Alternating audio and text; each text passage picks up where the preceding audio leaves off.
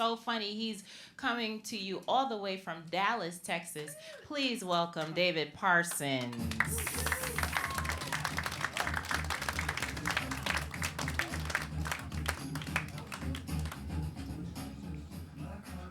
Well, good evening, flappers. I know what you're thinking. That doesn't sound like a guy from Texas. Well, I'm from far east Texas, or as they call it, England. But everyone's coming to Texas now. We've got Joe Rogan. Joe Rogan used to be local to here, but now we have him, so thank you very much for that. And there's a lot of controversy recently. Neil Young threatened to pull his music and did if they didn't get rid of Joe Rogan. Joe Rogan said, nah. And that split people into about three camps. Those people who support Joe Rogan, those people who support Neil Young, and those people who thought Neil Young died in the 90s. Count me with that last group. Oh, man. So, originally being from England, sometimes I make love Paul Revere style. Yes, that's right. I ride in hard and then I yell, "The British are coming!" Of course, I'm just kidding. I'm a happily married man with a 10-year-old daughter. Best contraceptive ever. And my love life, shall we say, isn't as it once was. I'm not going to say my wife's sex drive's low, but I don't know what was colder. The winter storm that hit the north this week, or the look on her face the other night when I gently touched her butt as she was brushing her teeth. We don't do foreplay in my house. We do chore play. My best, if not only route to a good time in the bedroom is an empty dishwasher. And we don't Netflix and chill, we Disney Plus and guilt trip. So we thought we'd try a little role play to spice things up. We considered professor and student, nurse and patient, but eventually went with something really kinky.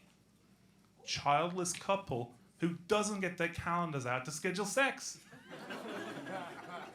It's gonna be amazing. We've got it penciled in for March 7th. But please don't think that the romance has completely gone from my marriage. I bought my wife the best Valentine's Day gift of a mug that said, "I love you more than bacon." Because sometimes it's the little lies that keep the romance going. All right, so I'm happy to be here in California. I love the way you've handled the pandemic. I've seen those posters up that says, "We're in this together." That's not really how they do it in Texas. Think of like running away from a very hungry bear with your friends. I mean, you don't have to run faster than the bear, just the other friends, right? But I'm like, I'm all boosted up. I went and got mine as soon as it was available. Although in England we spell that Boocestershire, in case you were wondering. And I went to my doctors. I'd kind of avoided it during the pandemic, but apparently I've gained a little weight. I went from morbidly obese to, "Holy crap, how do you still have a pulse?" And to drive the message home, my doctor showed me where I was on the body mass index chart, and I left feeling really sad because I've no idea how I'm going to gain 3 feet in height. All right, so back to that kid of mine. I love her, and I love being a dad, but the absolute worst part about fatherhood is having to listen to my child's really crappy music and pretend to enjoy it. Now, if you don't have any prepubescent girls in your life, you've got a treat. There are a lot of culprits out there, but the worst by far is a group called the Kids Bop Kids. The perpetrators of the worst crime against music since Hanson umbopped their way to the top of the charts. If you don't have a prepubescent girl, you may not have heard of these little assholes. But they're a collection of ridiculously chipper tweens who sing popular songs with all the adult words and concepts edited out. I'll give you an example. In the song TikTok, Kesha sings, Before I leave, brush my teeth with a bottle of Jack. 'Cause when I leave for the night, I ain't coming back. Kids sing. Before I leave, brush my teeth, make sure I reach to the back. I got a sleepover tonight and I've got to pack. You little shits are fooling no one. And while they've got a bunch of songs in their target audience doesn't really appropriate for, there are some places they won't go. There's no My Neck, My Back, Lick It by Kaya. There's no Big Papa. There's nothing at all by Lil' Kim. But kids, if you're gonna go halfway on a concept, you've gotta commit. I just don't think they're trying hard enough, so I had to go myself. Any of y'all remember that 9 Inch Nails classic, Closer? Yes. Well, a kid's bopped it, and I'm gonna share a little bit of that with you.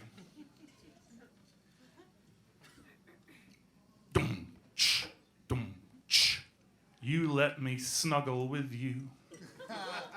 You let me have tea with you. You let me party dress you. You let me confide in you. Help me, I broke my Barbie dream house. Help me, I got no cookies to sell. Help me, the only thing that works for me. Help me get away from myself. I wanna hug you like a stuffed animal. I wanna cuddle you at bedtime. I wanna hug you like a stuffed animal. My whole existence is fun. You get me closer to mom. Catchy? Maybe I'll send it to the kids' boppers. Or maybe I'll cut a vein if I have to listen to tweens sing Uptown Funk again. All right, so listening to me speak, you think that guy sounds domesticated. He must have found it very easy to integrate into American life. Well, when I moved here, there were some language barriers because some words in America have different meanings, and that can cause a lot of confusion.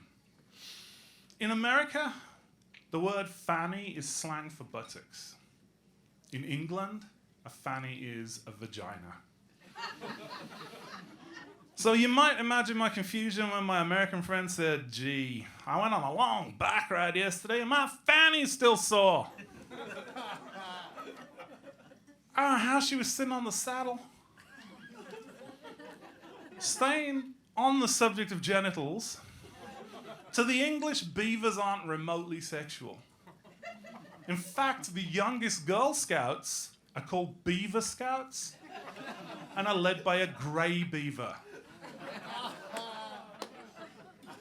I'm having so much fun working on my Beaver Explorer badge.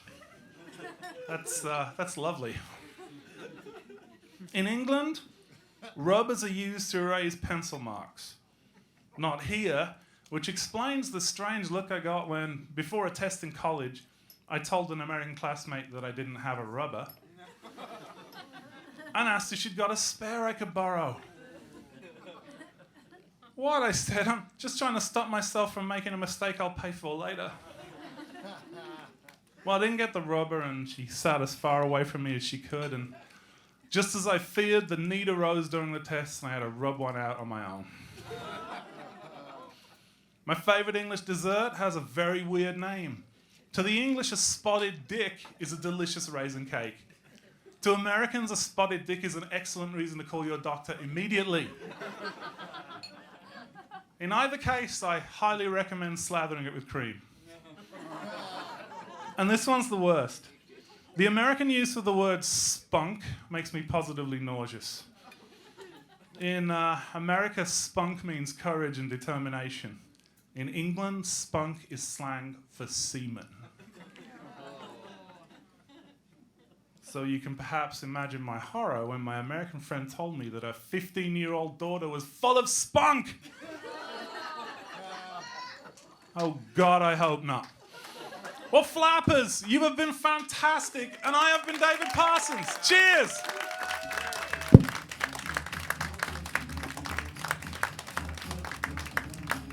Give it up for David Parsons, y'all. Giving you